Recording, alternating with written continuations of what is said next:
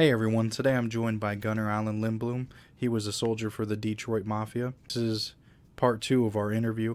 Please, if you haven't checked out the first one, I'll put a link in the description. You can check it out. In this video, Gunner talks about robbing people, shooting people, robbing a bank, and ultimately going to prison. If you want to get more interviews like this, please hit subscribe.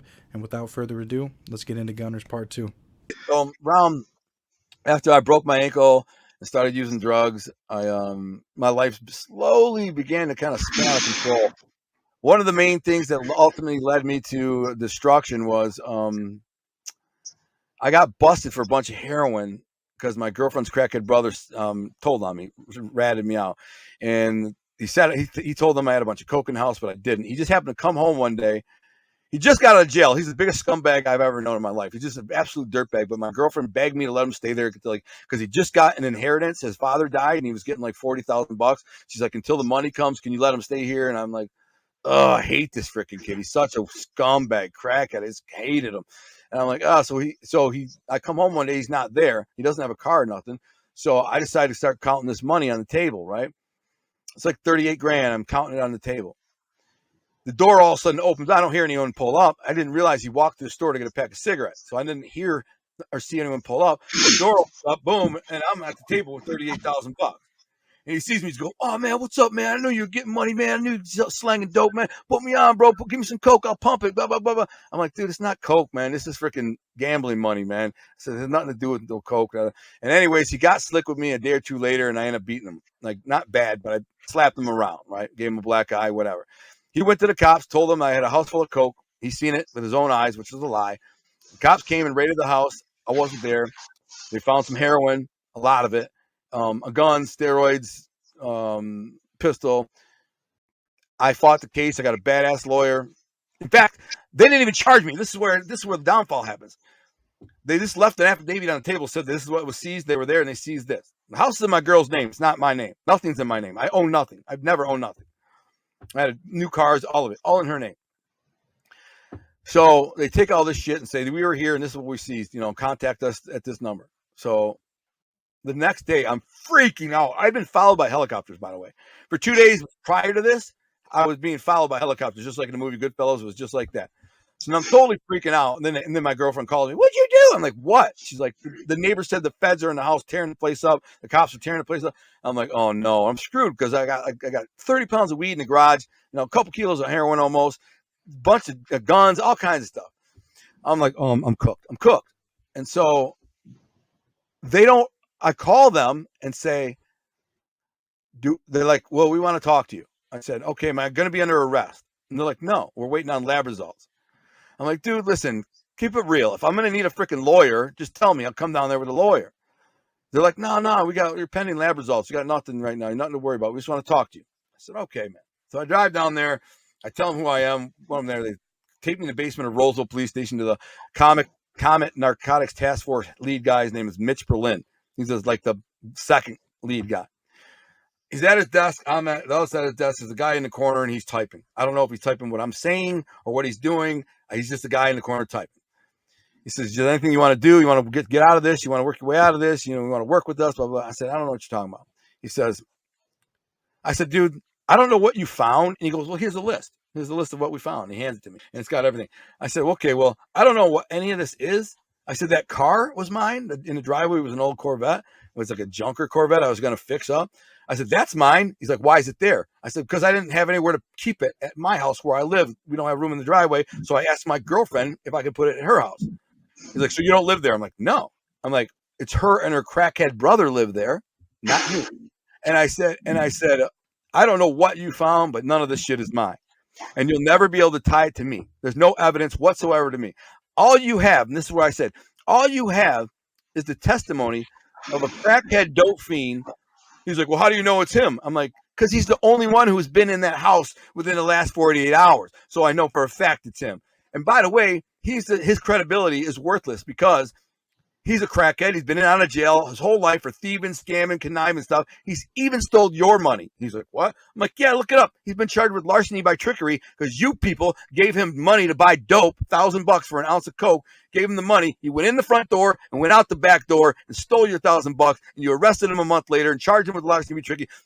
How's this guy going to stand up on court? How is his testimony going to stand up? His credibility is worthless. This is what you got. A guy saying that this stuff is mine. Just him. Other than that, you got no fingerprints, you got no hand-to-hand sales, you got no buys, you got no surveillance, you got nothing. Nothing to tie me to whatever you found on that list. Nothing. And he's like, maybe not. I said, he goes, I win some, I lose some.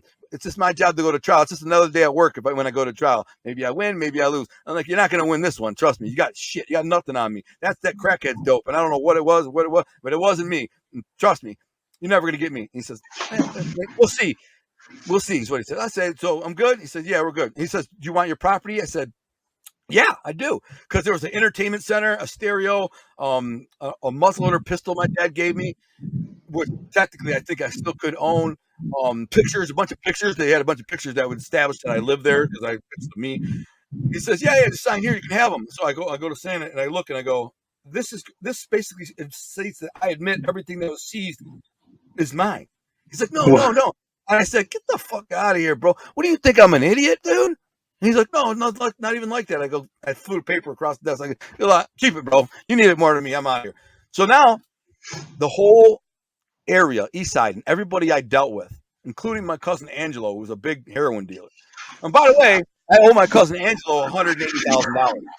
I owe him $180,000 right now. That's a lot of freaking money for the heroin. 180, and he's a freaking connected dude. He's a downriver guy. I'm freaking out. Of course, he's freaking out because he heard I got busted. Everybody heard I got busted. Everybody heard my house got raided. Why? Because there's a kid who lived across the street from me and down a couple houses. He was a young hustler, kind of stocky, good-looking kid. He liked me. He looked up to me, whatever. As soon as my house got raided, he was the one who called my girl and said, yo, your house is getting raided. So he knows everybody in the street. And dude will send it like a shockwave through the underworld in the neighborhood, you know? So everybody heard. Al just got busted, man. You know what I'm saying? This house just got raided. They're bringing all this property out of there. They took the car. They got bags of evidence. But they don't know I haven't been charged. So now I'm calling people. Nobody wants to talk to me. Nobody wants to be around me. Nobody wants to, and I'm telling them, like, yo, they didn't charge me. But they don't believe it. Yeah. People are going, hey, bro, you can look this stuff up online and be like, yo, there's no charges, bro. How'd you not get any charges? They didn't say that, but I'm sure they're believing that. Like, right. How are you walking the street and you just got knocked with 2 kilos of heroin? How are you still out in the street? Either you posted bond or you're ratting. That's how I would have saw it. So right. People are like, oh, Al must be ratting because it doesn't show he posted a bond. Doesn't even show he got charged. So you must be ratting. So every freaking cockroach I know ran for cover. Now by the way, I got a full-blown heroin addiction right now, which was fine when I had money because I sold heroin. I was selling one guy like an ounce of heroin, about the equivalent of 1 ounce of heroin a day, right? And it paid for my habit and paid for everything. You know what I mean? It was a great gig. It was one black dude, my boy Kenny. So now I got to pay. So now everybody runs for cover. Now I can't even. The guy who supplies me with heroin, not only will he not sell me none, but I owe him freaking 200 G's almost, 180 grand. So I'm holy fuck now. Yeah. So what do? I feel bad. So there was a black dude named Bebe. And I liked him. He was a good dude. I feel bad about this. And I am the one who convinced him to get out of the heroin game. He used to be one of my heroin connections, like weight. Ounces and above.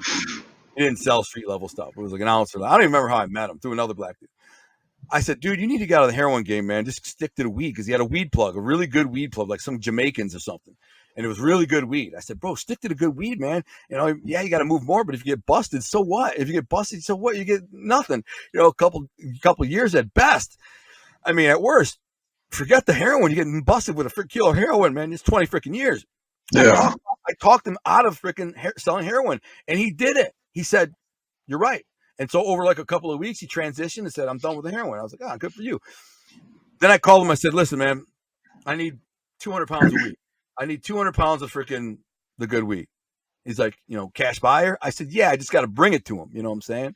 I just got to bring it, 200 pounds. I got to bring him the freaking 200 pounds and get cashed out. But we're good. It's a lot. I'd never gotten a big deal like that before from him. I'd got a couple kilos of heroin before. I guess it was, no, I never got even a couple kilos of heroin, maybe a half kilo of heroin, like 40, 50 grand worth of. So he knew I could deal in some weight, but not, you're talking $200,000 worth of weed here. Well, trust me. He met me I got my friend's truck, borrowed it. I gave him the truck to get. I said, here's the truck. There's a box. It was a washing machine box. I said, take it to where you can load it up, bring it back to, and when you're ready, meet me at Eastland Mall and we'll swap cars, And so we did. 200 pounds. I said, I'll be back. And I just said, I went to Angelo, my cousin, who's the heroin dealer. And I said, here's 200 pounds of freaking good freaking premium weed for the freaking 180 I owe you. Best I can do. And he's like, I'll take it. You know what I'm saying? And that was that. So we call it. So my debt was paid to him. But he wasn't going to be selling me no more heroin. You know what I'm saying? Like anybody else, he probably thought I was ratting. I just said, here, I owe you freaking 180. Here's 200 pounds of premium green. That's equivalent. That's $180,000 right there, easy. So that was that. Now Bebe gets screwed, and he's trying to find me. He ended up finding my house where I lived, but I was already in prison. I was already in jail. By the time he found me, he went to my girlfriend's house. He went to my house, my old house in St. Clair Shores. We had a nice house. By the way, around this time, I buy a new house. I buy a bigger house, a nicer house, a beautiful house. Beautiful. Buy a new Jeep, got a Bronco, toys in the backyard, got a jet boat, everything. And this is about the time it all kind of comes calming down. And by the time I go to jail, a few weeks, month after I'm in jail, fighting my case, Bebe walks up and looking for me. And he wasn't like a dick. He's just like, where's Al? And she's like, he's in jail. And she's like, you know when he's going to be out? And she's like, not for a long time. And he's just like, what could he do? He got took. So now trying to maintain a lifestyle where you have a couple new cars, jet boat, four-wheelers, jet skis, snowmobiles, all this stuff, and you're living a certain way, and you can't access the underworld the way you normally would. I normally could go to some cousin or uncle or friend and say, hey, listen, I need, front me freaking 10 pounds of weed or 20 pounds of weed, or front me some coke or some dope or this, that, and then I could go drive around, pump it, steroids, whatever. Nobody would touch me. Nobody wanted nothing to do with me. I was just freaking persona non grata. And my Uncle Pete said, yo, we can't help you, man. You're on this renegade shit. Cause I was doing bad stuff. I had a cousin, we robbed a drug dealer together and he ended up shooting 2 guys. And it got back to my uncle, and he says, what the fuck are you doing with Frankie? And I said, there was no intent. I didn't plan to shoot him, but he did. He didn't kill the guys. He's like, well, you can't get out of, like, if you get busted for that, we can't do nothing to help you. Like, what are you going to do for murder, man? You're going to end up, dude, stop this renegade stuff. Stop this. I was robbing pimps, like petty-ass pimps. I'd find some pimps on 8 Mile or Woodward, and I'd say, yo, bring me a couple girls to this hotel and bring them in there. And they come in there, and I pull a pistol out, zip tie them, and get all their money. And, it might be anywhere from $300 hit to $3,000 hit, I hated pimps. I didn't really care about pimps, so I didn't feel any guilt about it. And, I got a few weeks. Plus, we robbed drug dealers. We had girls that were working in strip clubs, and like big drug dealers, mostly black drug dealers, would come in at night to the strip clubs, and they'd be flossing their money, showing off knots, and they got a lot of bling on. They're acting like the big shots. And the girls were going back and call me and say, "We got one to go." So I'd call my cousin Frankie or Johnny, one of the two. I say, "Listen, you up for one tonight?" I'm like, "Yeah, let's get him." I said, I call the girl. I'd say, "Listen, find out what kind of car he drives, and then let me know." Sometimes we even said, hey, set them up. Have them wait for you, and then take them to Coney Island on Gratiot and 7 Mile. Be there by 3 o'clock. And she'd be like, yeah, all right. We'd come in with masks on and shotguns and get on the ground, zip tie. You'd grab their money, their jewelry, their wallets, clothes. Dude, this place would be filled. There'd be freaking 20 people in there. You'd be surprised what people would do when you walk. The 2 guys on all black with masks on and shotguns walk in and go, shh, on the ground, motherfucker. They don't know if we're cops. They don't know if we're detectives. They don't know if we're robbers. They don't know nothing. Everybody's like in the middle of eating a sandwich. They go, they don't even move, man. And then, one of us freaking hold the gun to them. hands behind the back, zip tie, go in the pockets, get the knots, go over the chains, get the chains, pull the rings, watches, whatever they are. Let's go. We're in and out of there in like 2-3 minutes. It's Detroit, man. But they could call the cops, and the cops won't be there for freaking 45 minutes. So we did that. And but I started doing all kinds of bad stuff. And when it got towards the end, of the very end, I burned everything out. I robbed everybody. I robbed every drug dealer I knew. I took advantage of every friend that I had. I burned every freaking bridge. That's what happens when you're on drugs and desperate. I should have been selling my jet skis and jet boats and cars and toys, but I wanted to keep them. So rather than sell my toys, I did some.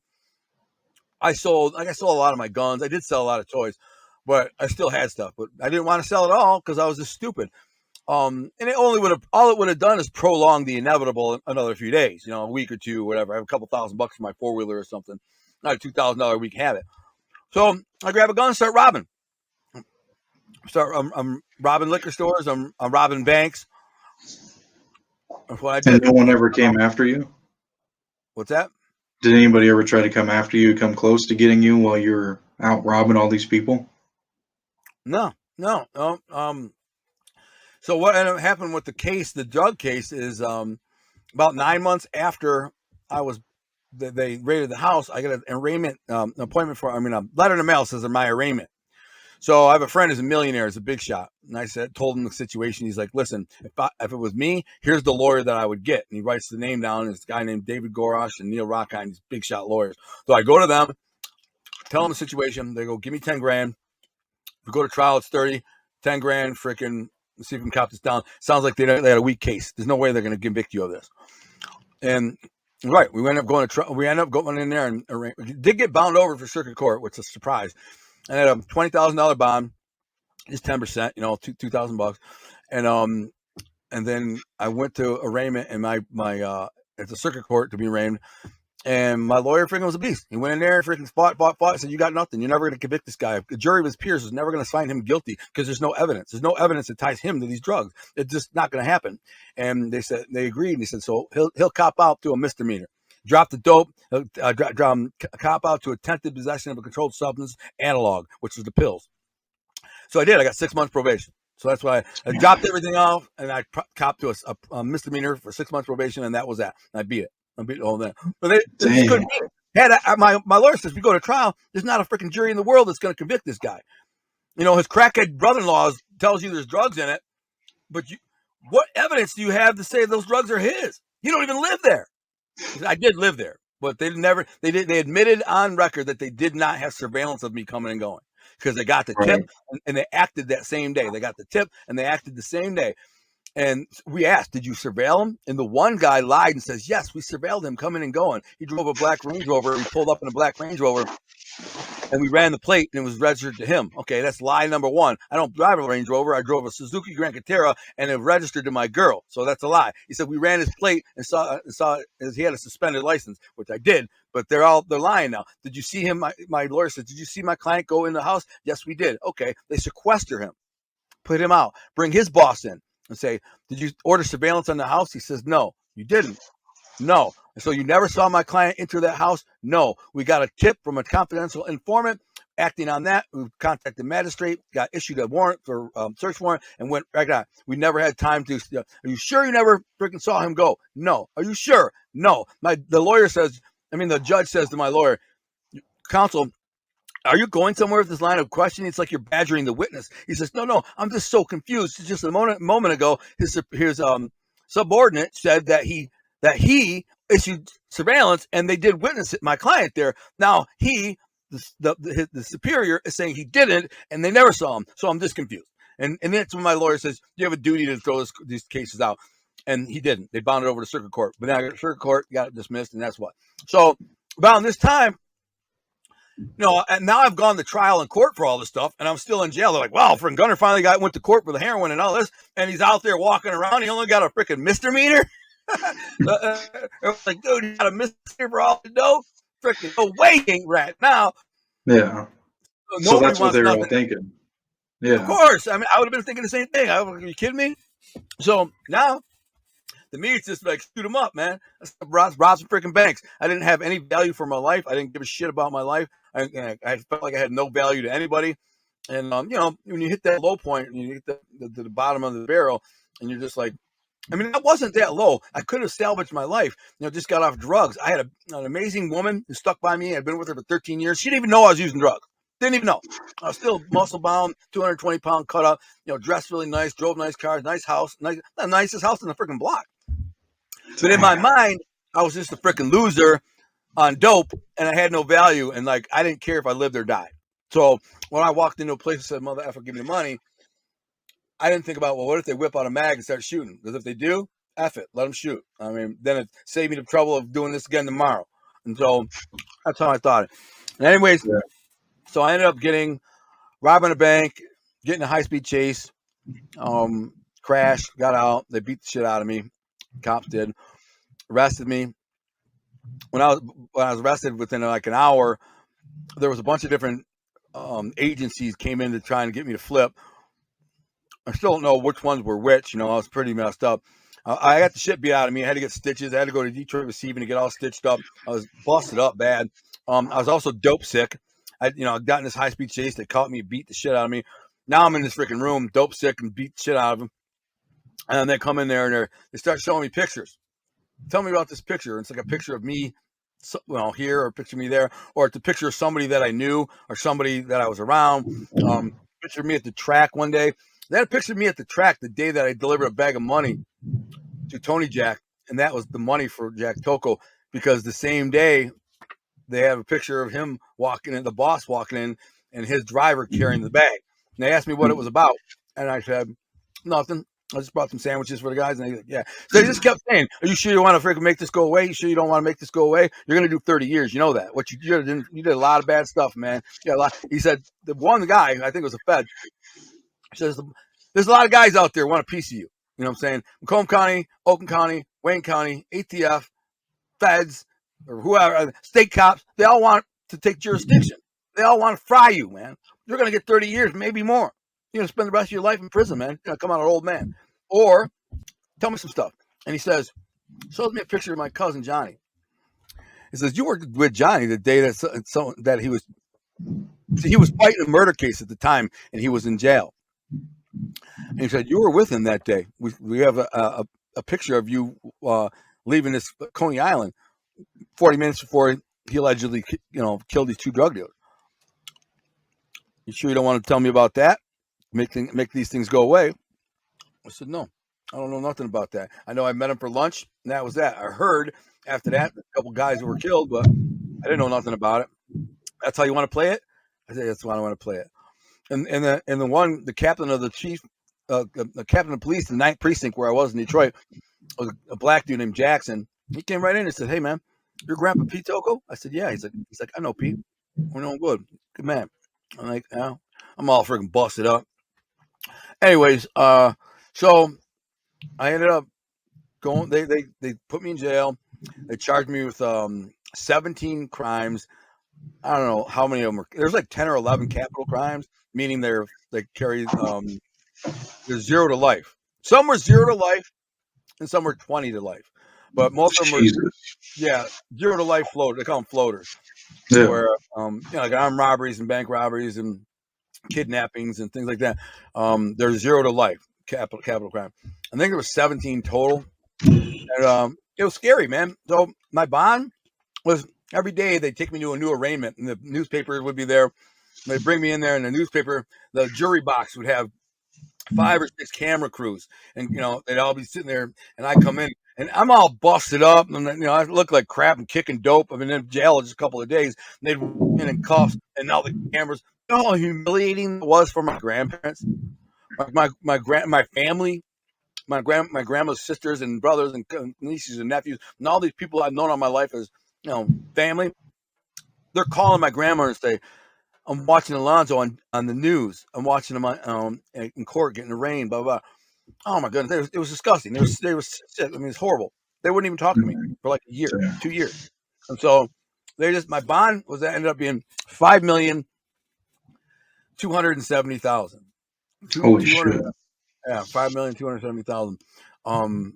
And I wasn't getting out. So I fought 17 months, ended up copping out. I ended up getting the most time for an extortion charge out of Oakland County. It was my lowest bond too. My bond for that charge was only $20,000, and I got the most time for it. But the judge in Macomb County kind of knew my grandpa, and he was a friend, like he Dago friend, named Judge Coretti, and he sentenced me to under my guidelines, which is unheard of. My guidelines were like 11 and a half to 20 years, right?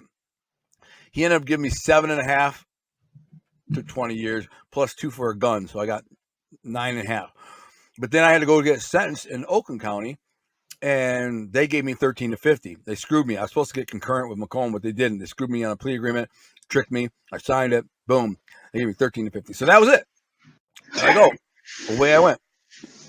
And you were in there for how long altogether? 13 years, right? 13.3 years, yeah.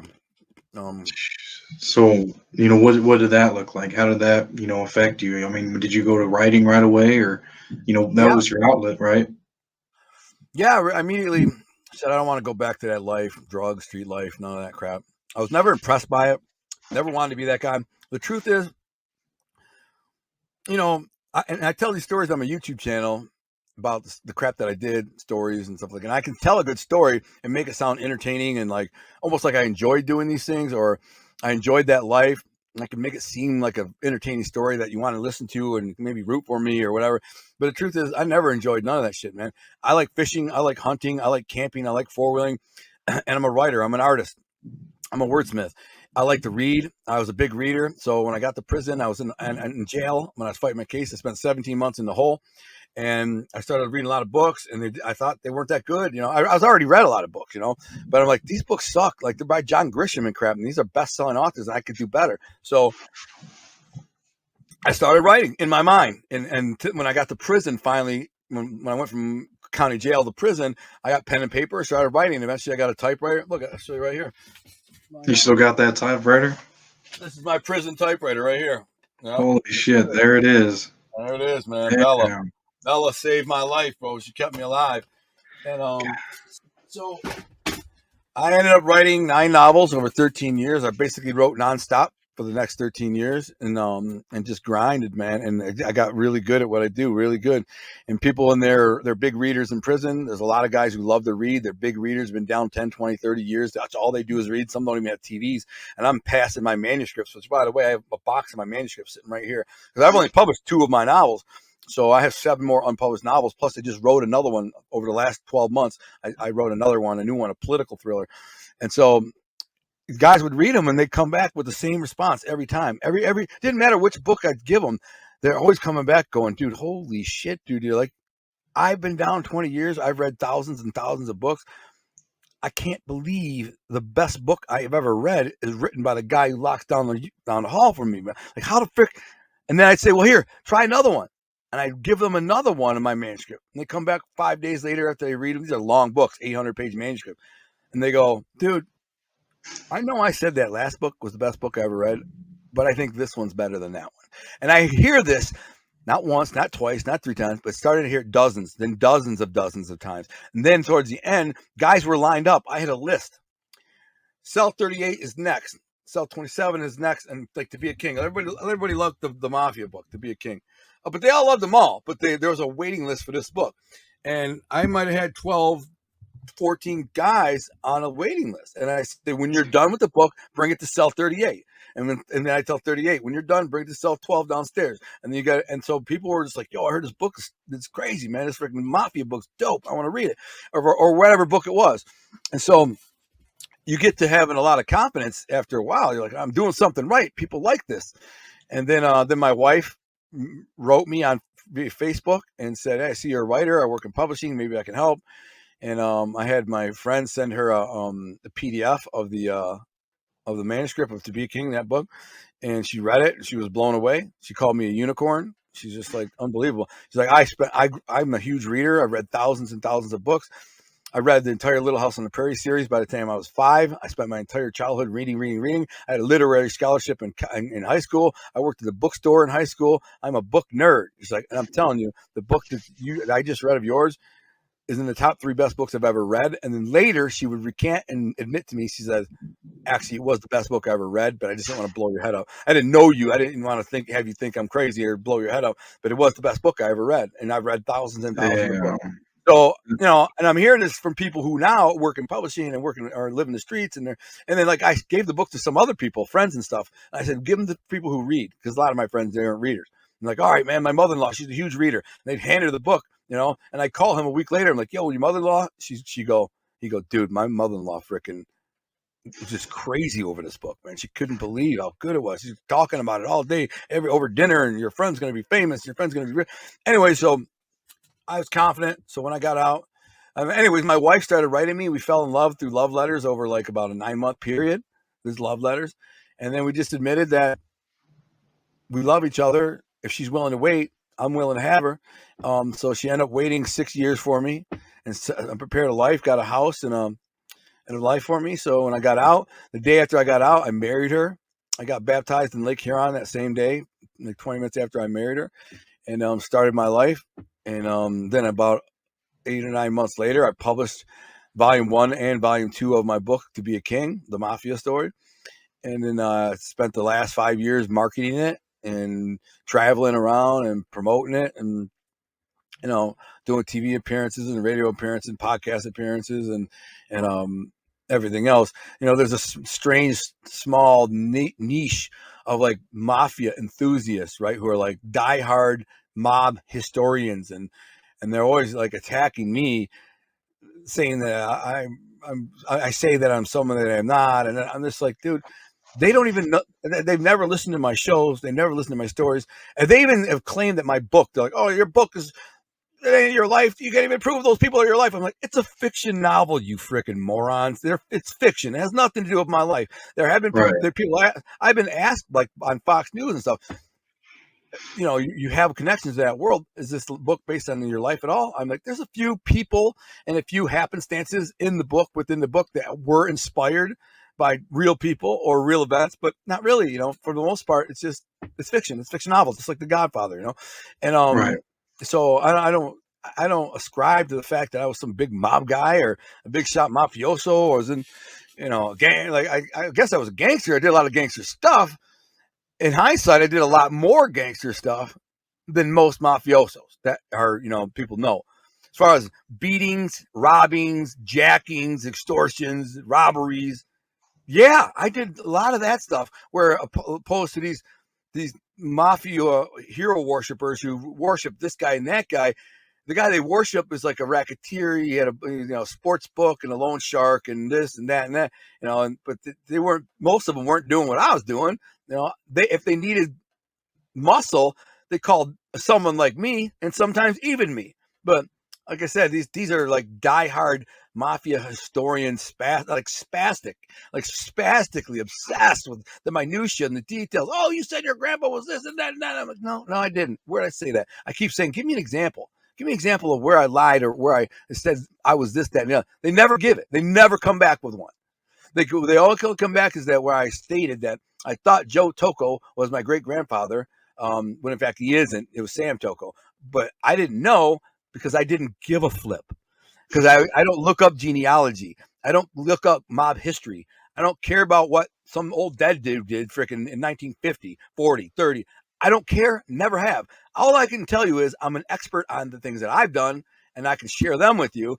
And that's it. Now, if I got some genealogy confused, it's simply not because I was lying. It's because I don't give a shit. And that was I guess that's my biggest flaw and fault in all this, is not really giving a shit enough to look it up. I don't care. I wrote 2 novels that are about a fictional mafia family set in Detroit. I have a bit of a history in that background and around people like that, which is how I created the book in the first place. Now, people who read the book, they're like, man, I've had so many people say this too. They're like, holy shit, bro, this world, it's such a detailed, vivid depiction of that world. I mean, there's no way anyone could ever write that without having some very intimate knowledge of that world. It'd be impossible. You can't do it. You can't imagine. And I'm like, yeah, I didn't need much. And I was around it enough to where I was able to do that. But had I had no experience around it, it'd be impossible. You know what I'm saying? It'd be like asking you to tell me about being an astronaut. Write a book about it. Write a detailed book about being an astronaut, right now and make everybody believe that like it's a real astronaut story that's happening. You couldn't do it because you don't know shit about it. You might be able to look up some information if you had Google and stuff. But when I wrote my books, I was in prison. I didn't have access to Google. I didn't have books, documentaries. I didn't have research or blogs, nothing. I wrote it 100% from here. So anyone who questions it, like, it's you 100%. The people who read my books are like, dude, you're a dog, bro. You're like, your books are the shit, dude. But the ones who don't read my books are the ones that attack me because they think they know. They think they know something I don't know, or they got me on something. I'm like, how about just sit down and read a book? You like mafia? You're obsessed with mafia. Read a book that's about a mafia family. You come back and tell me what you think of me. I've had guys come back and become my biggest fans, haters, and become my biggest fans. Like, I love your books, bro. I was all wrong about you. Blah, blah. Anyway, so that's my life. Now I live out in the country on 20 acres in the middle of nowhere, and it's where I wanted it. Me and my wife bought our first house a couple of years ago up here. I do a lot of fishing, a lot of hunting. I'm leaving to go camping tomorrow for a week, and I have 4 chickens, 4 cats. I live a very humble, quiet life out in the woods.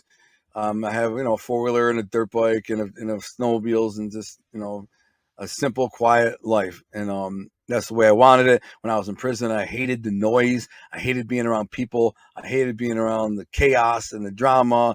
And I just said, I want to get somewhere where it's quiet and peaceful, and I can enjoy nature and enjoy God and enjoy my life. And that's kind of what I do now. Really interesting. Dude, all my books are insane. They're all insane. I mean, if you read To Be a King right now, if you read my books, To Be a King, the Mafia book right now, I 100% guarantee it. If you read the book, you come back to me the day you finish and go, holy shit, bro. You wrote the next Godfather, bro. You wrote the book that's better than the Godfather. You wrote the book that is the Godfather of our generation.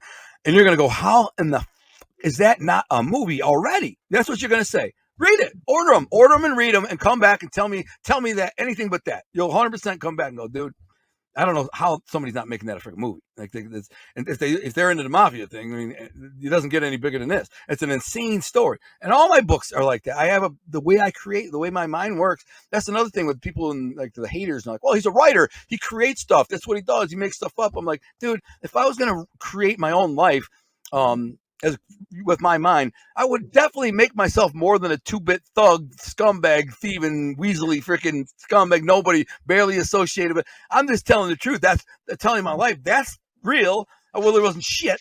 But if I was going to make up my life and create this legend about who I really was, I would create something much more grandiose and bigger and more remarkable than the truth. And I tell that to people all the time. I tell people all the time, like, dude, because they're like, dude, your life's crazy, man. You live the crazy ass life. And I'm like, not really, man. I mean, a little bit. There was some crazy stuff, but if you really want to see remarkable and crazy, read my books, bro. They're freaking. There's like I said, comparing my life to my books is like comparing a tricycle to a Lambo. They both got wheels. That's it. Yeah. The transportation, but they're not in the same. They're not even the same universe, man. Read the books. Read the freaking book, and then that's why all these freaking true crime guys, they're all obsessed with true crime and crap. This is Scott Bernstein's book. I should burn it. But I'm like, I can care less about true crime. I've never even read that book. It's a picture book anyways. It's just got a bunch of pictures in it. I mean, I flipped through it and recognized some names and a few people, and that's it. Somebody gave it to me in prison. I still never read, even to this day. I've never read the whole thing. I've read a few things in there, but I just don't care, man. I have no interest in it. None, zero. It's like, think of something that you don't have interest in. Like, let's say crocheting. You like crocheting? I don't even know what that is, bro. What is it? It's like knitting. You like knitting? Oh, no. You don't care about knitting, do you? No. Would you ever read about it, watch it on the YouTube? There's channels. No, probably not. I mean, because I'm not interested, like you said. Right. It's the same thing with the mob shit to me. Yeah. But you wear a shirt, that shirt's knitted, just so you know. Yeah. Sure, you got so you got a knitted shirt, you must like knitted, right? No. So I'm just saying, just because I had a little bit of brushing against that world when I was a kid, I wasn't impressed in it then. I'm not impressed in it now. It's the same thing with the crocheting. I don't like what I don't like. Everybody knows I'm not into the mob stuff. Scott Bernstein used to say to me all the time on the phone. By the way, he called me 287 times. I have it in my record. He said he'd start talking about mob stuff, and I'm like, you're losing me, man. And he's like, I forget, you don't give a shit. I'm like, yeah, no, I don't. So no offense. I mean, I respect what you do as a journalist and researcher and stuff, and you're looking stuff up, and that's cool, man. It's what you're into. If you're passionate about it, God bless you. Go for it. Be your best you. I just don't care. I don't care about mob stuff. I'm sorry, but it's not it. So I think I've lost a lot of my audience on YouTube because I've said that so many times. Like, how can you not be in the mafia stuff? You know, clothing line called Art Thing Apparel, and it's a mafia inspired. I'm like, yeah, that's called capitalism. I just wanted to make money. You know what I'm saying? I started this clothing line. I started this clothing line because I knew I could make money on it. And that's called capitalism. That's what people do when they're trying to profit. And so, what the frick? So I said, oh, that's cool. There's a market for this stuff. So you can.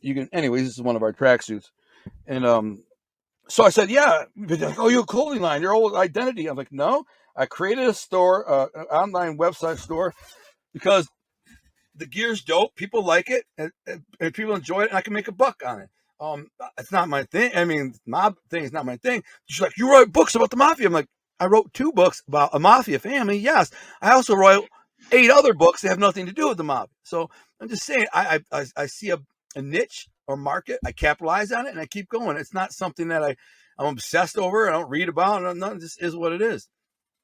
Yeah, no, I feel it, man. And you're trying to do your own thing. You're trying to have, a whole different thing. I mean, look at your new book that's coming out. It's not just mafia, you know what I mean? And so it's like you're ready to get into different stuff, I can tell. So that's good. It's good to be into everything, because that's kind of how my podcast is too.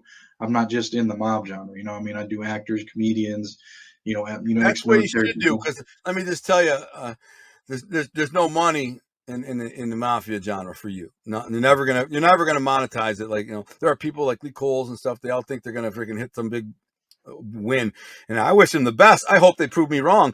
I would be happy if they prove me wrong and they freaking were able to monetize it, make a bunch of money. I'm like, cool. I just don't believe it's ever going to happen. The only people who are ever going to make money off the mob, is like Michael Francis, because he's a character. He's interesting. He's charming. He's a good host.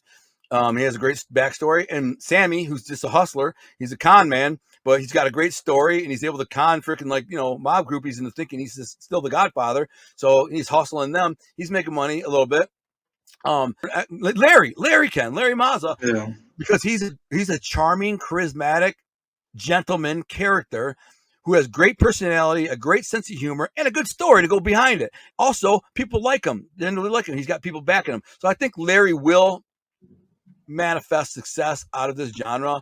Past that, like you said, go to other places, man. Find other. But I just had an awesome cop on yesterday, DEA agent, or ATF agent. I can't remember. ATF.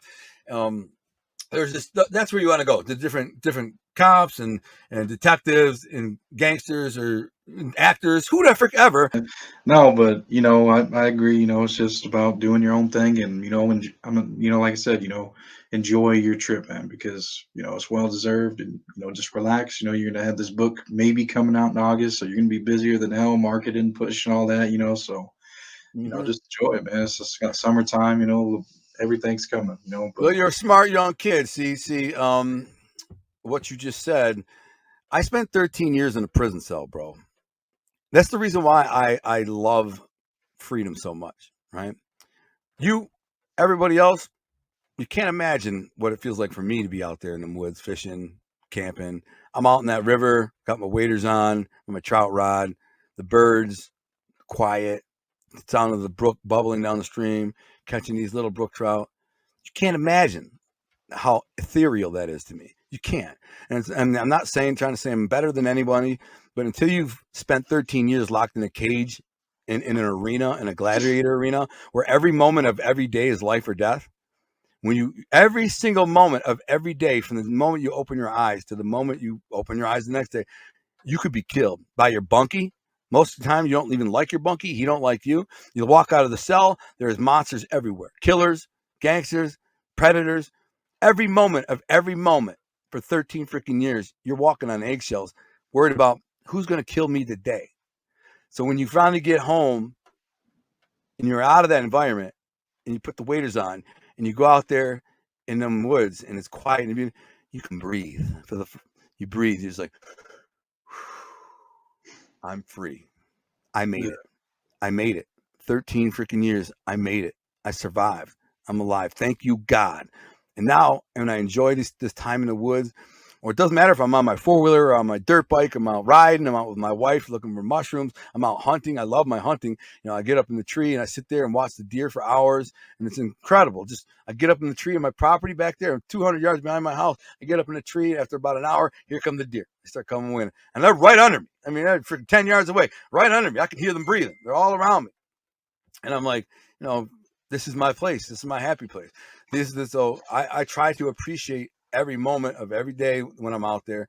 And that's all right. The main thing is I don't let the freaking haters and I don't let the little things sweat me or bother me at all. People say, man, don't even address those people. It's not worth the freaking mental energy or whatever. I'm like, dude, it's nothing to me. I don't care. They don't bother me. I don't let nobody bother me, man. Listen, I spent 13 years in a prison. You think some freaking guy on a keyboard on YouTube is bothering me? You got to be kidding me, man. I freaking dealt with killers for 13 years. It's a joke. I'm just saying I'll address them because I'll defend myself and my own life and reality, but I'm not going to let them get to me because, like I said, I'll click off this mother effer and go fishing, and you won't hear from me for 5 days until I post a video of what I did over the last 5 days, me fishing and camping and hunting and 4-wheeling, whatever. So, I mean, people don't matter, man. Only people that really matter are your loved ones, your friends and family. Everybody else is kind of. No, that's true. No, it really is. When it comes down to who's going to be there for you. That's it, man. And it won't be many. There's a lot of fake friends too, man. I found that out. Scott Bernstein was one. I thought Scott Bernstein was a real friend. I literally considered him one of my best friends for years. Like he shared so much personal stuff with me that it's just unbelievable. I mean, very intimate personal stuff about his private life, business, whatever. And of course, when somebody does that, you kind of start to think, this guy really considers me a good friend, So I shared personal stuff with him, and but he got scared and shook by some trolls, and so he just sold me out. But I mean, I have other friends who screwed me over too over the years. Who swear up now, they swear up now to your friends, but the second freaking things go bad, they turn on you in a second. Yeah, so watch yourself. Yeah, it's a hard knock life. I mean, that's life. You won't find in life. You only find a small handful of real true friends, man. I have a couple. I think my friend Bill Crooks, who's my partner from Partners in Crime podcast, is a good true friend. I thought my friend Steve was, but he's a mess. He's a train wreck. I thought Scott was. So I'm not the greatest judge of character, to be honest with you. I give everybody the benefit of the doubt and believe there's good in everybody, and I believe that these friends have become so close to me. They're like, they have my best intentions and they love me, and they don't. Everybody is super selfish, and nobody gives a shit. So anyways. Well, I guess we'll end it on that note. I mean, where can the people find you? Yeah, so my YouTube channel is Gunner Detroit. Just go to you can go to Gunner Lindbloom or Gunner Detroit on YouTube. My website is gunnerdetroit.com. On Instagram, it's The Real Gunner Detroit. It's my new one because my other one got hacked and stolen, so I'm rebuilding that one. Facebook, I'm maxed out. Anyways, it's just my name, Gunner Lindbloom. But so yeah, just check out on Art Thing Apparel too. Right now the website is down. We're relaunching it in a couple of days. But we sell leather jackets, and like I'll show you, we sell everything from freaking leather jackets to tracksuits to we got everything, man. These, look at that. That shit's dope. Yeah, we got hoodies, we have jackets, we have t-shirts, we have everything you can imagine. We sell it. There's a hat too, and it's custom made too. So like this, if you're from, where are you from? Nebraska. Well, if you wanted, yours could say Nebraska Art Thing. You know what I'm saying? So, but I'm from Detroit, so mine says Detroit Art Thing, and that's why if you look on the back, it should say Detroit Art Thing. Yeah, it do. But so custom make everything. But the website, when the website goes back up, maybe they'll order everything and it gets delivered to your house in a couple of days, free shipping. So it's pretty cool. Okay. Yeah, I'll put the link in the description too, the video and everything. Check out my YouTube channel, Gunner Detroit. I got 389 shows. Go back from the first one and listen to them from start to finish. They're all kind of progressive, and I think that's the only way people can really fully understand who I am or was. I think a lot of the people who watch some of the older shows or hear on Mob 2 that I'm projecting I'm some big shot gangster, because people tell them that. They're like, Gunner, he thinks he's a big shot mob. And then they go, well, listen to my shows, and like I mentioned a couple of names, and they're like, oh, they listen for 5 minutes and go, oh, he was full of shit. I'm like, how about go back and listen to freaking the stories, and then come back and tell me where I lied or made anything up or embellished or whatever. Just tell me. I've said that to him over the last week or two. Like, just give me one example. I don't get them. I don't get one. Not one. Nobody comes back and says, here's one. Because you're a dumbass. You're listening to some freaking trolls on YouTube telling you freaking that I said this, that, and the other when I never did. So, anyways, yeah, make sure you check me out. And my books, To Be a King, Volume 1 and 2, being called the next Godfather, being called the greatest mafia story that's ever been told, To Be a King, Volume 1 and 2. You'll need both volumes because that's the only way to finish the story. Right. Yeah. Well, thank you, man. I do appreciate you coming on and taking out 2 hours of your day, man, and coming and spending with me, man. Well, what'd you think? He had a lot of interesting stuff to say and things that he went through. He definitely does have a redemption story, so I hope you guys like it. I thought he was a pretty good guest. You know, please comment a key takeaway that you got from this video. Share it with a friend or someone that you think will like it.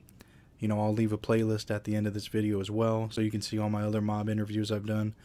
I probably got over 20 now, so check them out. Also, I'm working on a mob documentary about the American Mafia. I'll probably have about 10 or 11 episodes worth of content now for that. You know, I'm going to have each mob member from all these crime families, you know, come out and talk about their story. I'm going to have mob experts, cops, you know, ex-cops, all kinds of different stuff on there. So please stay tuned for that. And please hit subscribe if you want to see that documentary, because it definitely is coming. I've been doing a lot of interviews lately. Now I'm going to start working my way into the editing process. So, you know, please be on the lookout for that. Hit subscribe. Also, you know, if you want to support me, I got merch behind me. You can buy. I'll put the link in the description. You know, it's really good stuff. My brand is Invest in Yourself. And it's more than just, you know, just a brand. You know, I mean, it's a movement. So thank you.